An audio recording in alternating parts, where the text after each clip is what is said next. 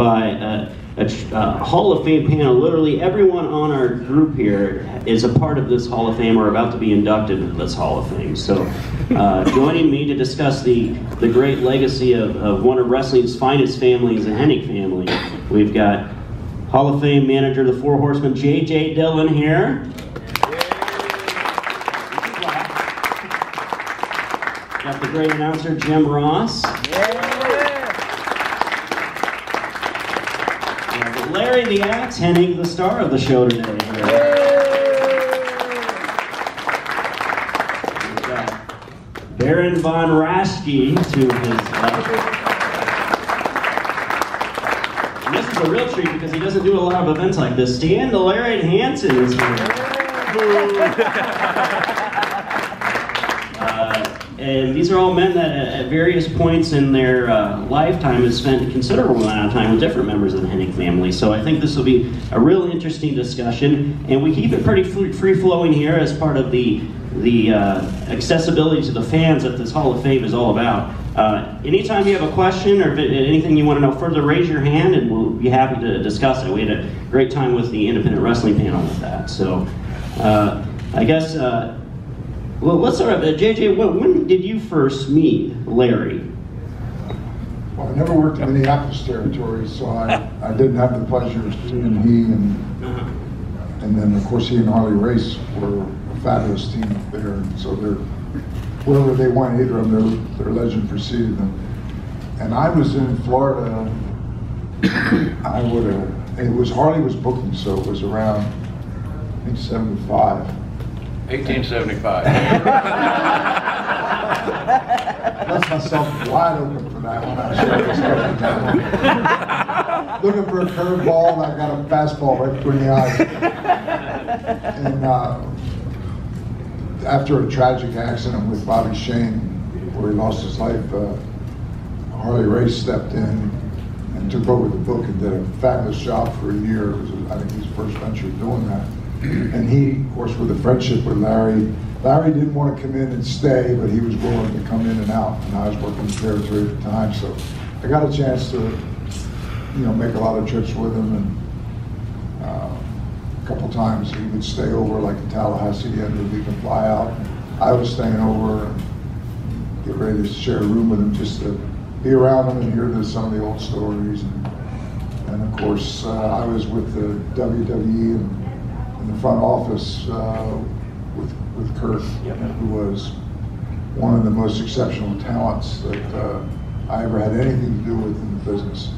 And of course, the third generation has come along, and it's destined to be great just because being in the Hennig family, they've got that DNA flowing through their blood. But pleasure and honor to know and be able to sit in on a panel. You mentioned there, and you kind of alluded to, the territory system, so many of the guys moved around so much, whereas Larry, I know you actually preferred more to base yourself in the Minnesota area, and then you travel sporadically from there. I just was wondering if you wanted to talk about a little insight as to what your decision was with going that route versus the travel all over the world, regularly switching from territory to territory. One of the greatest things I seen in my travels was Ross and Dillon, window peekers in Amsterdam. And they were hard to tear away from there. You'd be amazing, the attraction there. And we just happened to be there, and there was one girl that was a little different than the rest of them. She weighed 480 pounds. My daughter's sitting here, by the way. Oh, it's about time she caught up with you.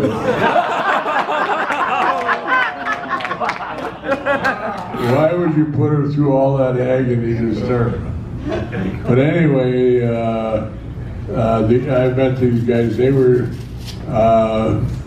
WWE people, so we didn't talk very much because I never made it to.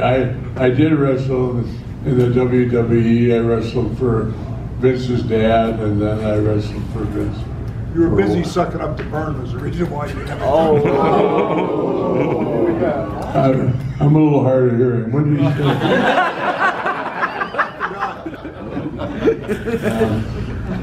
So I hope your leg is longer than your memory. Anyway, the Baron here and I were close because we both were from Minnesota, and I didn't get along much of a chance to meet Stan. But in the short time, I realized that he was a good guy also. And there's not a bad guy in wrestling. There's some killers that went into territories and killed the territories. They're still walking around today. So that's about all I can say about that right now. But I had a successful real estate. Put this one. Oh, is that? JJ made a neat, I didn't know this myself, you had a successful real estate business, is that right, Larry? I had. I've been gone for about 12 hours.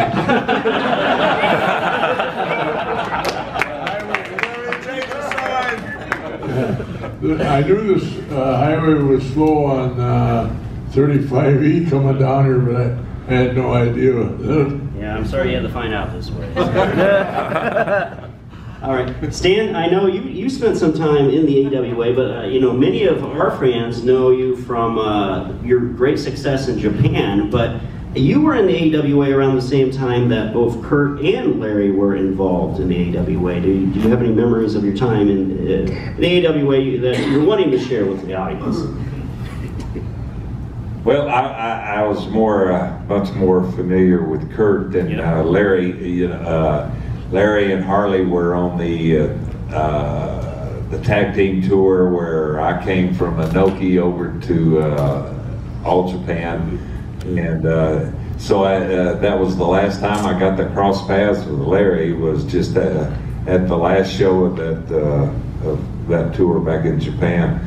But I did get to know Kurt, and what a great talent. Just when I was butting heads with the AWA and trying to figure out, you know, something to do, I suggested, so please, you know, let me work against Kurt Hennig, because I mean, he's the type of guy that we go out and just set the place on fire, because he had so much fire and just a great worker, and you know, that was my dream, is to work against Kurt and have a really great angle, but never materialized. I did get to work with him a few times, but just a great talent, great guy. And then of course I'd heard about Larry from almost the day that I got into the business, talking about the real acts, and that you know, the forearm was one of the things that everybody in the pro wrestlers, all the pro wrestlers were aware that he could hammer you with the axe, you know. So I'd always remembered that from the day one.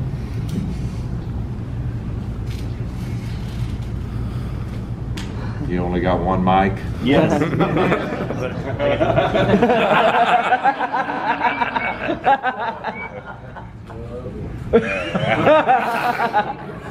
All right, Baron, I'm going to put you on the spot. You teamed with both Larry and Kurt. Who did you prefer to team with?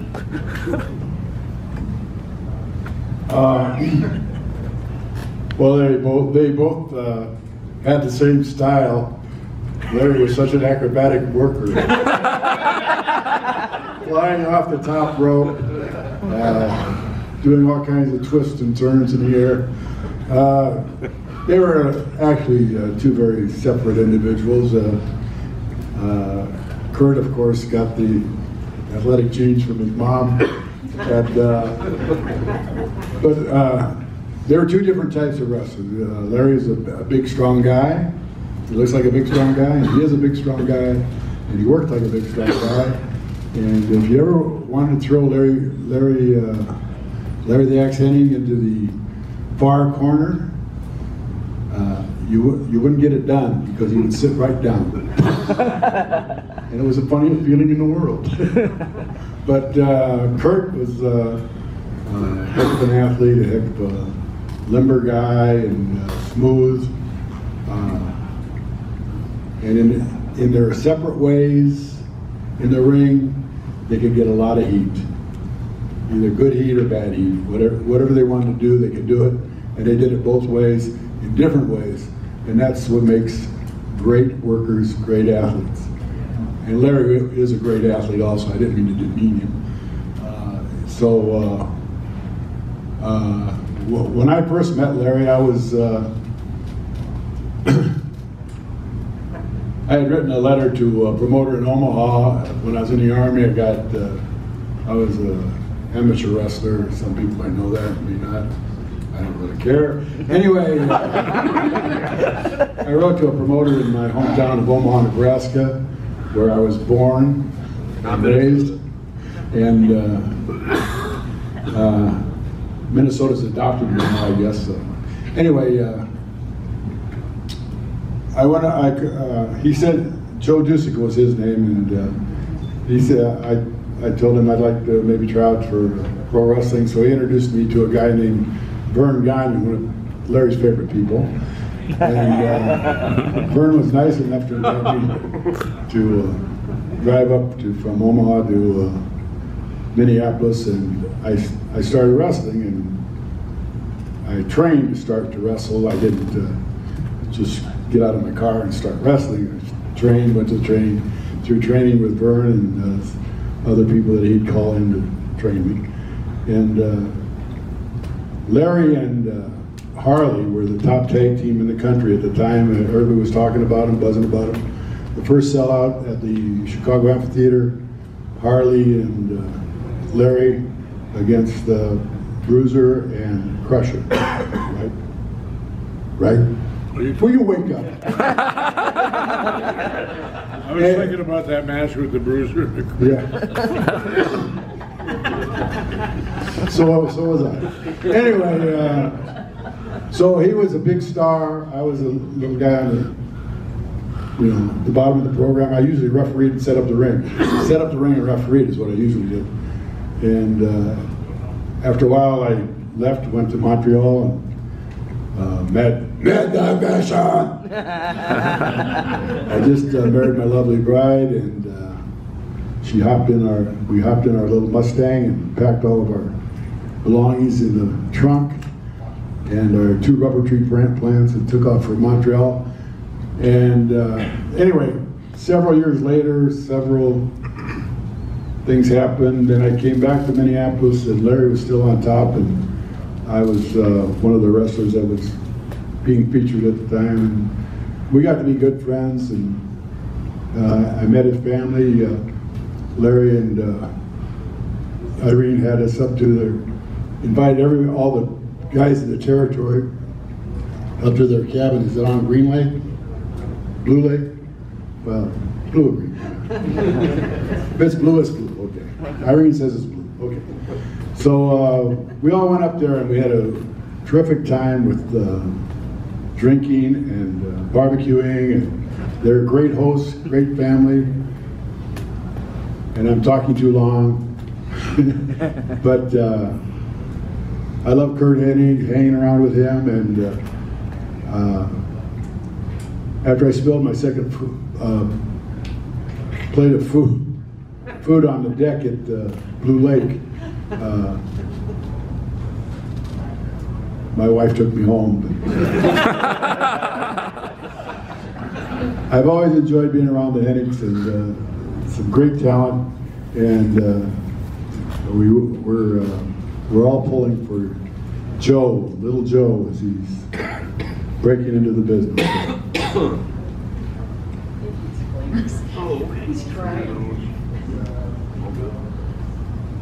That is all you need to know.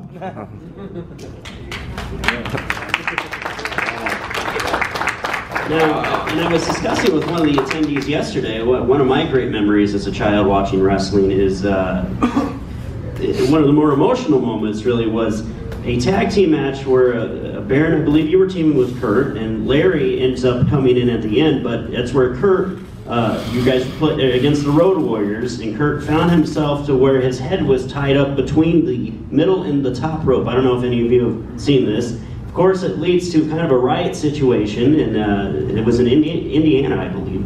And Larry had to come in with a chair to break it up, and it led to a very famous promo from the Road Warriors and Paul Ellering, where Hawk is asking Larry, what's your problem, Larry? So we'll talk about like teaming up and taking on really a rough young team at the time in the Road Warriors, either Larry or Baron, if you want to answer.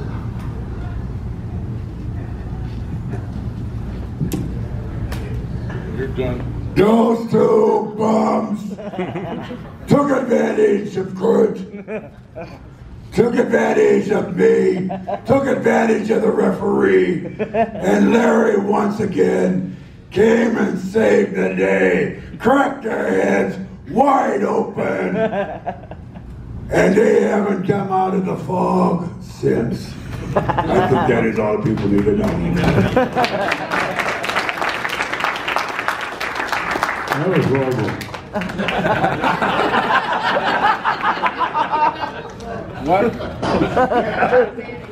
When we wrestled the Warriors that day, we met in the center of the ring, and the Warriors were a number 1, number 2 team, and he was wrestling my son Kurt and myself.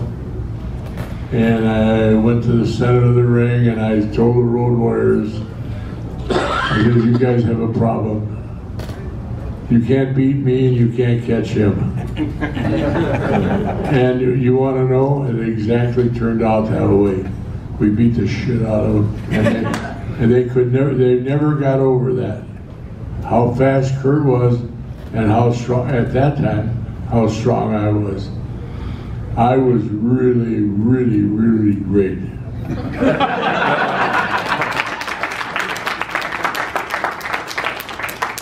One thing I've wondered now, Larry, did you strongly encourage Kurt to get involved with the wrestling business, or were you giving him more of the opposite advice?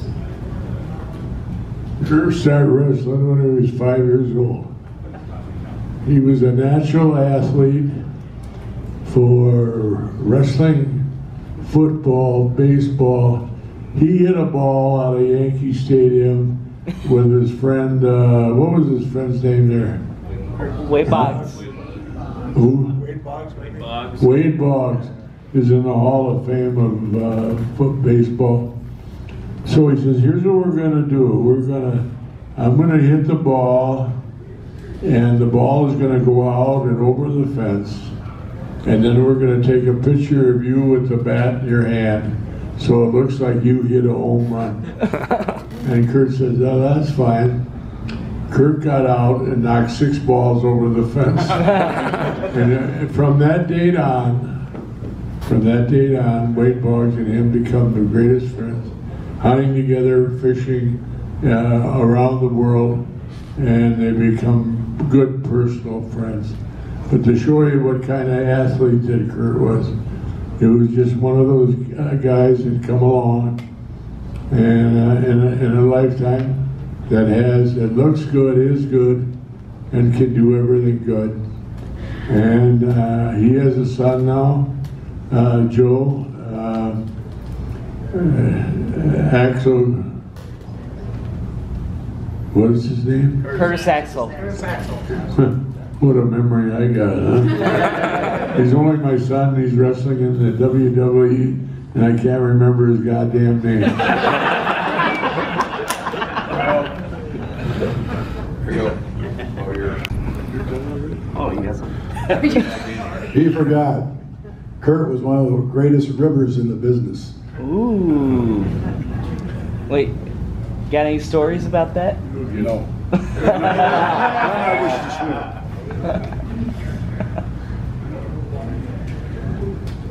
All right, now, one thing I've wondered is, so when Kurt got into the business, did he actually travel with you, or did he prefer not to ride in the car with you? Man's really working well, isn't it? That's really a dumb question. That wasn't a matter where you ride, is what you do, and in his case, it really was what you do. He could do everything well, and he certainly earned the right to ride with me that first year. But we'd go to carnivals and stuff like that. He'd throw water. There were no showers. We just used a bucket of water, and that's how he started, you know, doing that type of thing. But he ended up really great, and be surprised around the world. My nephew was in Belgium, sitting in a bar, and he turned around and he looked and he said, there was a pinball machine there, and it was Mr. Perfect on the pinball machine. And he said, he called me and he said, Uncle Larry, I said, what? Kurt's on a pinball machine. He spent like $40 for a phone call to tell me what. Nevertheless, that's how psyched. Us and our whole family is.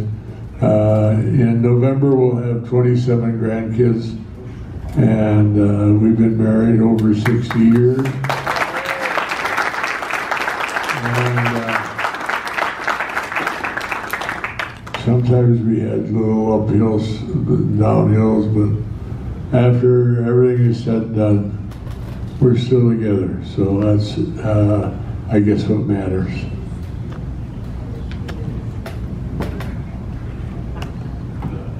Now, Jim, going back to when you worked for Bill Watts in the Mid-South Territory, Kurt had not yet entered the WWF. He was still part of the AWA. Was there ever any discussion on Bill's part about wanting to bring Kurt into the Mid-South Territory? No. Outstanding. So when did you first meet Kurt then, Jim? Yes.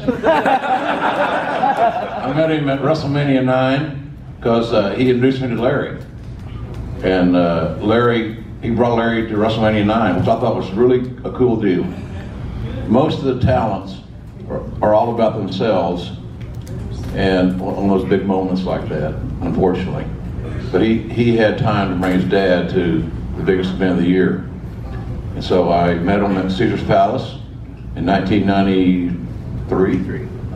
So, and it was a big day for me, but the great thing about that day was I vividly remember meeting Larry with Kurt. So it must have had an impact, and it did. Let's go on some token. We all wore a token shade. I got mine in my room tonight if you want to drop by. Bring a camera?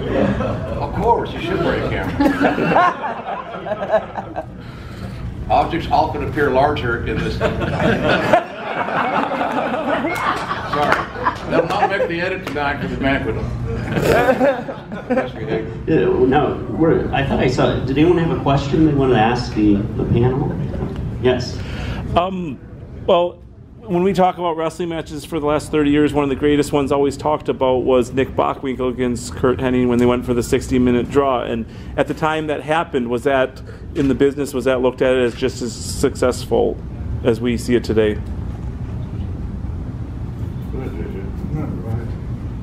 I can hand it over. Whatever. You want to say? You anything to say about that? Do you remember that match? Did you hear the question? Did you hear the question? Just say yes. 60-minute man. I'll tell you what makes me proud. We're sitting here and you're supposed to be asking me questions, and all of a sudden we start melting away to Kurt's side of the ball. But that's just how he attracted people. He had a way of magnetism that was unsurpassed, and it makes me so proud as a father to have you guys talk about my son that way. Thank you.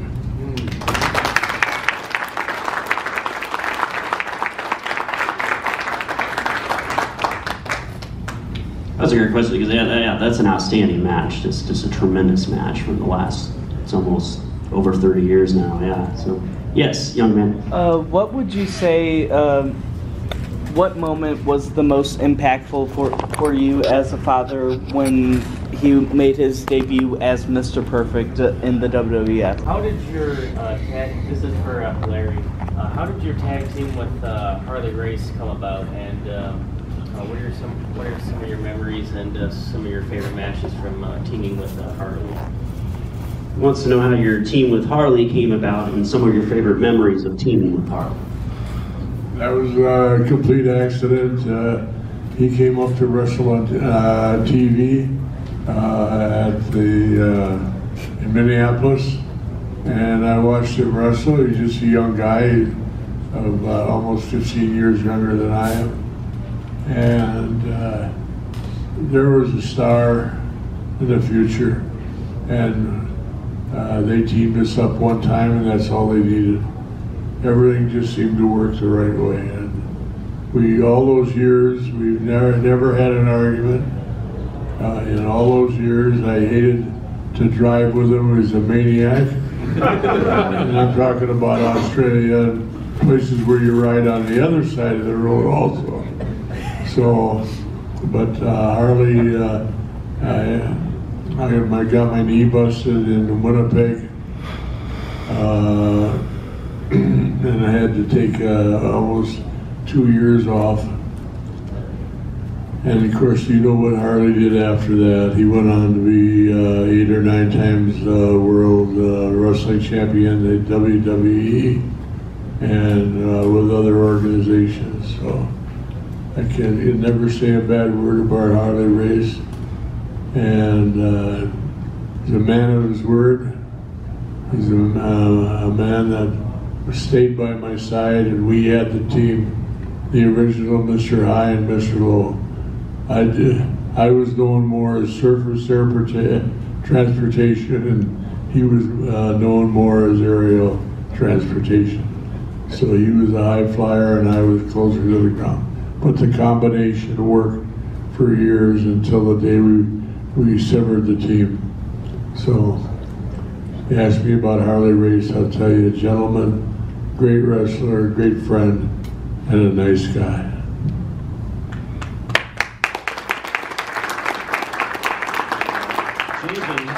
Larry Hennig story wants to share.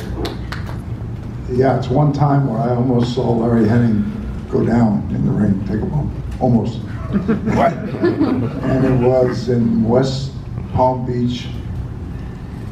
Harley Race was wrestling in the last match in the card. I wrestled earlier. Larry had been on right before Harley was in the dressing room, not completely fully dressed yet.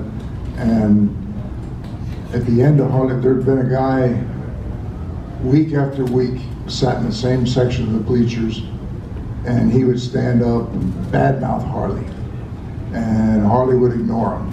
So every week this guy got more and more aggressive and more full of himself, figuring that, you know, Harley wasn't going to do anything. So he, you know, the language kept getting coarser, and finally, the one week, the guy gets up, unbuttons his shirt, takes his shirt off, and he's posing in the bleachers, and he's pointing at Harley as Harley is exiting the ring after his match.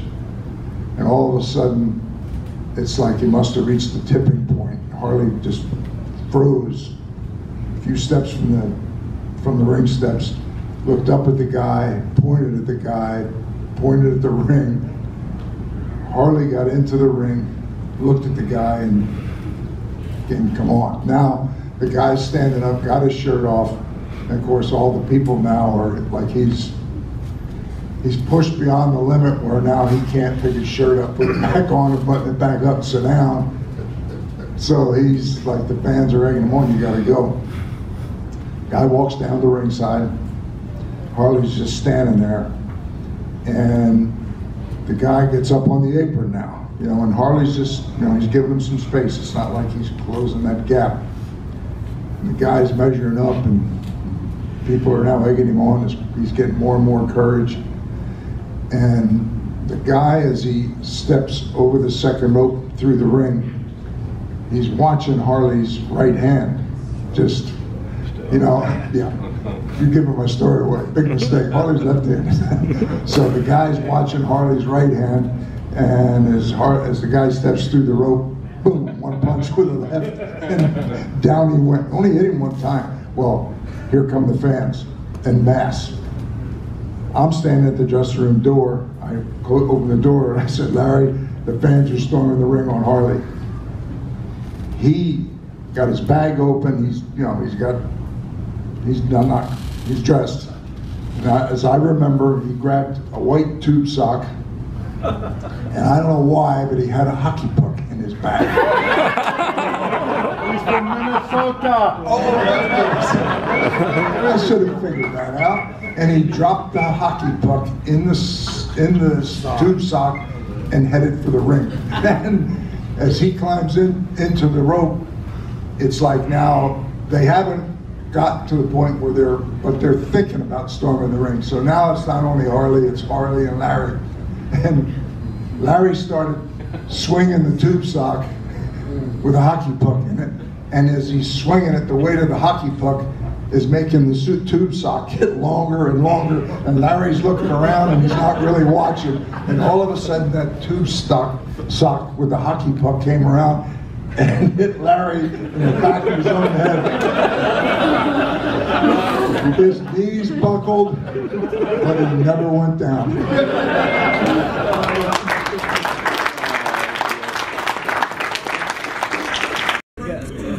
Of course, you should wear a camera. Objects often appear larger in this movie.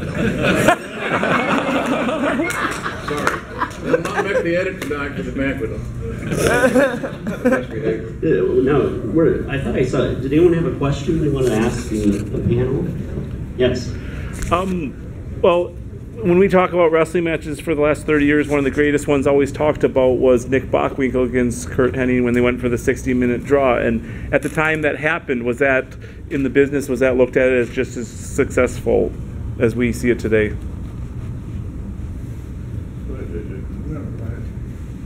I can add it over. You want to say? You anything to say about that? Do you remember that match? Did you hear the question? Did you hear the question? Just say yes. 60-minute match. I'll tell you what makes me proud. We're sitting here and you're supposed to be asking me questions, and all of a sudden we start melting away to Kurt's side of the ball. But that's just how he attracted people. He had a way of magnetism that was unsurpassed, and it makes me so proud as a father to have you guys talk about my son that way. Thank you.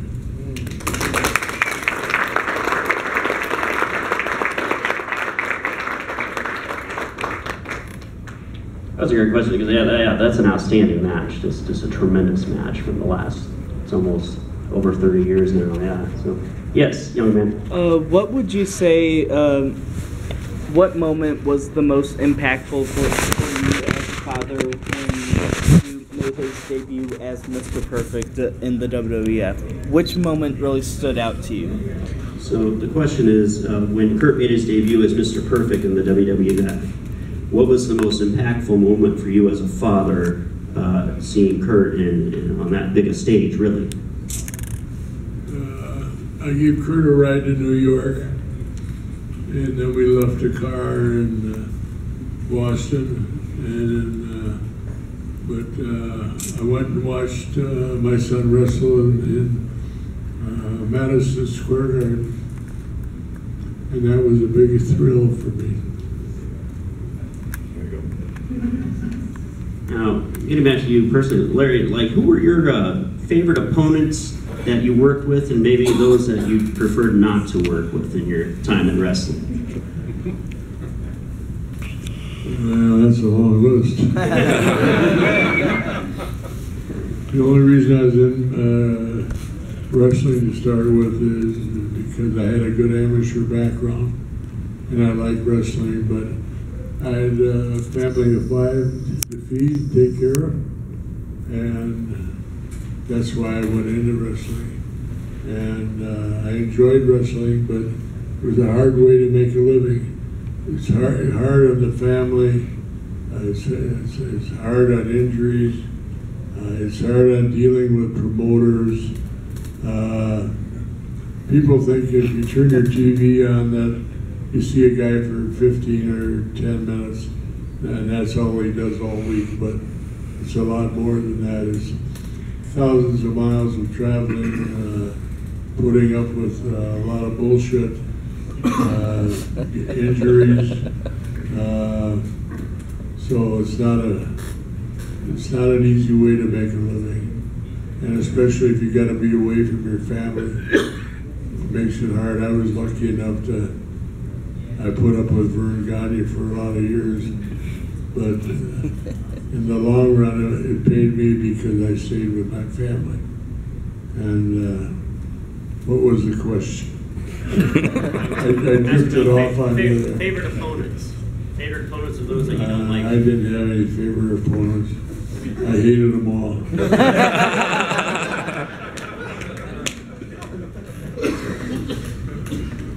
All right, now, you mentioned Vern. I know Stan and Larry have a unique bond in that they both destroyed some personal property of Vern Gagne at some point in their careers. Is that true?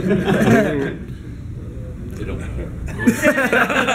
Not guilty. You destroy any Vern's private property.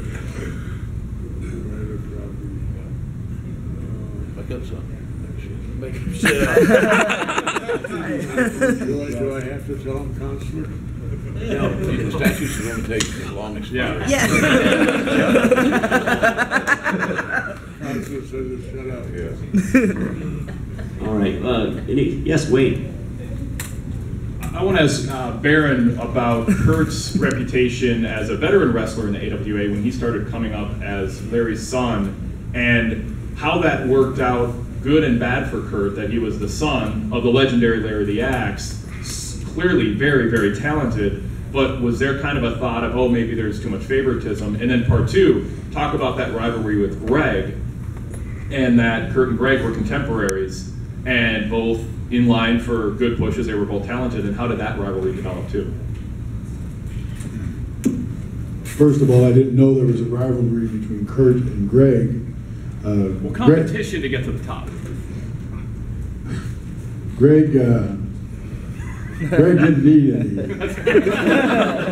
He didn't need a push. He was pushed. But he was also a very talented kid. He wasn't quite built the right way, but he was a talented kid. And he understood the business and all that. But Kurt caught on right away, boom. And he was, the Gene show. I give most of the credit to Irie, but Kurt was just a great athlete, and he was a fun guy to be around. He and I used to giggle in the back of the studios when we were doing interviews and making fun of all the other guys. And of course, nobody did that to us. But Kurt was just a natural for the business. He'd been around it all his life, just like Greg was around the business all his life. And they both adapted to it real well. And Kurt got a boost because of his talent, and Greg got a boost because he was the boss's son. So, and I actually love both of them, so it's hard for me to knock them. So. Hey. Go ahead. And that's the truth. Yeah. Vern would have gave me $1 million for Kurt's talent. And by the way, one of the biggest moments in AWA wrestling, get your foot off there. One of the greatest moments in AWA wrestling happened in the wrestling studio when whoever it was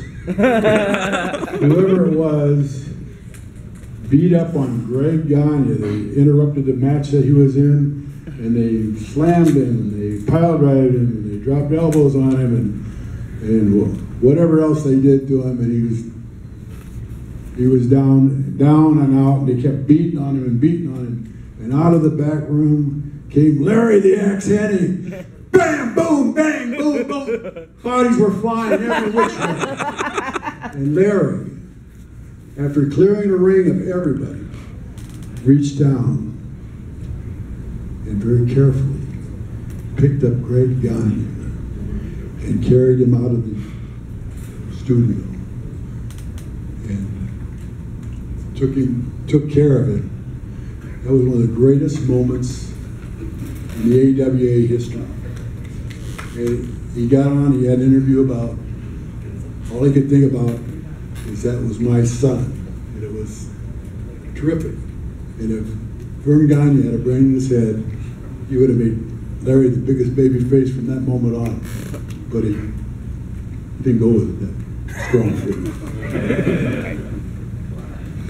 I didn't mean it.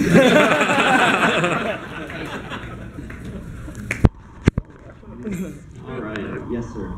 Rope, it's like now they haven't gotten to the point where they're thinking about storming the ring. So now it's not only Harley, it's Harley and Larry. And Larry started swinging the tube sock with a hockey puck in it.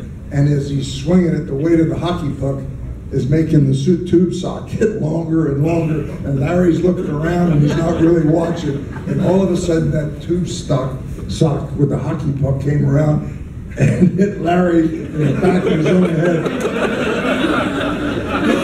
His knees buckled, but he never went down.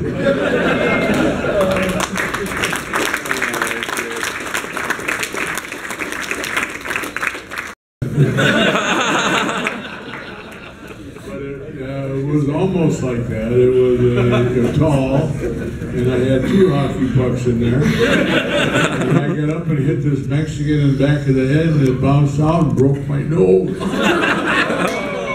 And I couldn't believe it. I looked at Harley and said, "You better get out of here. You're going to kill yourself." And I hit that son of a bitch again, and it came back and hit me on the other.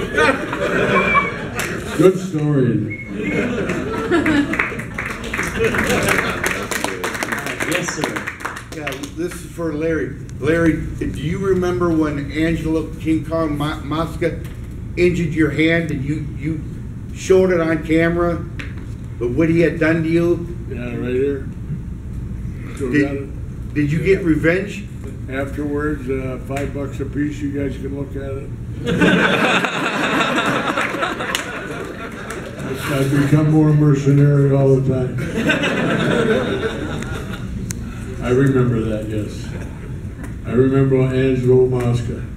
He was a lineman for Toronto, somebody. Argonauts. Yeah. Argonauts, yes. Yeah, I remember that. Yeah, I was out for a while with that. In fact, I can't wear my watch on that arm because when it went through there, it went so deep that it severed the nerves in the hand. So that's why I wear the watch on my right hand now. Was Mosca though in real life? Was he a dirty player? Was he a heel in real life? Or yeah, he didn't know much wrestling, but he was really tough. He played first string for that Canadian football, 310 to 320 pounds. yeah. He was a killer. And I don't know if he's still alive today, but later on he became a good friend of Kurt's, and Kurt went to Canada. He stayed with Mosca. He took him in on his wing. So it all turned out okay. Thank you. See, did anyone? I'll ask a question for Stan. Had you dropped lost the AWA title to Curt Hennig before leaving, do you think the AWA would still be around today? Do what? If Curt had beat you for the championship, how would that have changed the course of history, if at all?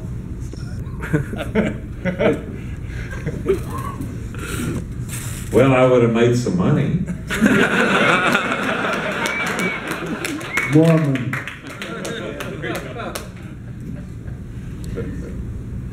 You want to go back to Amsterdam, I know what you. By the way, we're an announcer and all the talking, all the shows you did. We can't even say, you can't say shit today. What are you doing?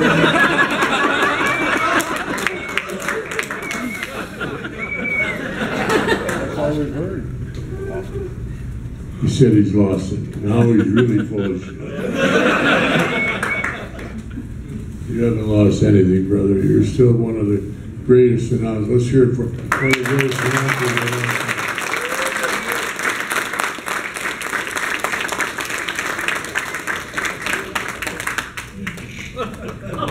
Now, Jim, I do have a question for you. In your opinion, though, why do you think Kurt's widely considered one of the best wrestlers never to hold like the WWF World Title or the WCW Championship?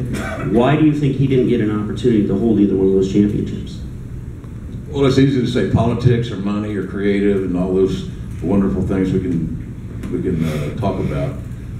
There are certain groups of talents that we can all reflect back upon that were so good they didn't need a title to be over and be a main event guy. Undertaker. He's been a champion. We understand that, but he was just as big a star without the title as he was when he had the title. I believe Kurt was that same level of talent, that he didn't need that title belt to identify with, to define who he was, because he was so good. So, Piper in that same group. There's some small group of guys that. Arn Anderson, he never had a lot of big single titles. Another guy that his work stood on its own. So Dusty was a champion, but he didn't need it either. Dusty didn't need a title, but it worked. But Kurt was just really, really talented in all areas. I enjoyed my broadcasting with Kurt. We had, he really wanted to learn, and he was, the thing of that, and all this talk about him is that he was not only very gifted, but he was very, very competitive. So he didn't want to be known as, just taking up a chair at the broadcast table. He wanted to be good. And he worked really hard at being good. And he listened, and he contributed, and he was a lot of fun to work with. But I could always tell, much like Brian Pillman around that same area, they had unfinished business in the ring and wanted to get back there. Randy Savage, same way. He wasn't content being a broadcaster. So all those great workers that came to the broadcast booth that had some juice left in the fruit, they wanted to get back and give it. So can't blame them. The only guy that I think was content with being a broadcaster might have been Ventura. But Ventura was also not in the league of wrestler-wise, Kurt, as far as in-ring talent. So I think that's the deal. Kurt was he was really good, didn't need it. And I'm sure things had worked out differently, and at some point in time it was inevitable. It just didn't happen at that point in time because it didn't need to happen. Another one, like a lot of people ask, how come Andre the Giant was never champion? For the same reason. Andre the Giant, true, because he was Andre the Giant. And Jim and I have both been involved in booking different places, and you have to look at the whole card and having something of appeal for everybody. So, kind of echoing what Jim said, Kurt was so talented in the ring that he didn't need the title. And that's not to say that you put the title on somebody that has to have the title to be successful, but if you've got a selection process and you're trying to figure out who gets the title, you take an Andre the Giant, he's going to draw just in name and talent. Kurt Hennig, he's going to draw just name and talent. And then you look at putting the belt on somebody that maybe needs that little bit extra, so that you got something for everybody on the card. All right, we have time for maybe one or two more questions. It's for Larry. When Kurt and your grandson Axel wrestled, did you ever critique their wrestling? Give them advice, tell them what to do, what not to do? You're gonna repeat that. He's asking with both Kurt and then your grandson Joe, did you critique their wrestling or give them advice? I still didn't hear what you said. Did you critique Kurt's wrestling or give him advice, or your grandson as well? He's one of those guys that could watch you do something and turn around and do the same thing and do it better than you. He just had, it's just hard to explain. He's one of them guys that you didn't have to show twice. Just one time, one move. He worked with Brad Ringings and a lot of good amateur wrestlers. And Kurt was a good amateur, good football player. Broke his leg playing college football. But it's just hard to explain. He went out to make a movie in California. Never made a movie before. And the guy said, "This is what I want you to do. He wants you to see how you walk, see how you talk, see how you handle yourself in position." The guy said, right, he had the job. And all they had to do was show him once. So, was that your question or no? Well, I just want to know if you coached like your son, your grandson. Yeah, he had a coach. The first thing I taught him was how to steal. But he was a good kid. His family and Joe was doing really good. He finally got a break.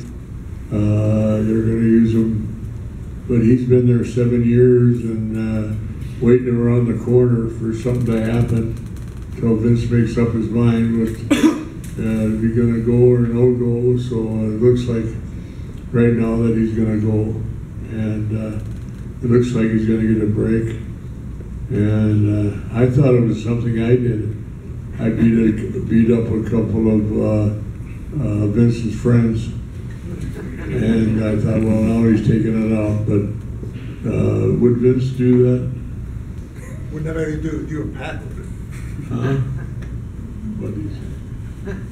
Something about you and Patterson. Pat Patterson.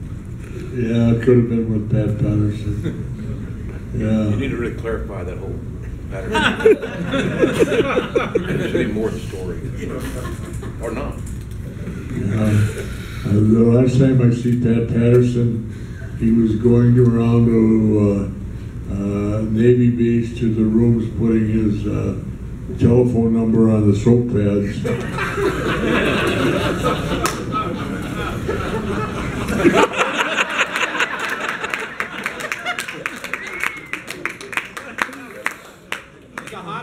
Hot mic, stay away from it. All right, let's take one more here. Larry, where did Kurt get the moniker Mr. Perfect? Who came up with that? Yeah, who came up with the Mr. Perfect moniker for Kurt? Actually, it was Vince McMahon. Kurt did a couple things, throw a football. He was one of the few men that could throw the football and catch it too at the same time. I'm lying about that. But that's the type of talent he had. And hitting that ball over the fence with Boggs, everything that he did, marbles, darts, football, baseball, anything you do. One day, I don't know whether Kurt said it or Vince said it, you know, that kid is damn near perfect. As a matter of fact, that's a good name. From this day on, you are Mr. Perfect. And it fit him. Whatever they wanted him to do, he could do. And it was amazing. In golf, whatever, he hit a ball 300 yards before it was even realistic. I mean, it was crazy stuff. So, but I'm proud of our whole family. I got grandkids that are at Stout University setting some new volleyball records now. We got kids playing football, baseball, volleyball, and they're all very athletic. And I got a sore ass to prove it. We go watch them all. So Larry is essentially the secretariat of grandfather. All these kids are thoroughbreds. Secretariat. All right, that will conclude this discussion. Thank you all for joining us, and thank you to our Hall of Famers for our fun and lively discussion. Now, great opportunities at the museum throughout the today to meet some of the great stars of the history of wrestling. So this is your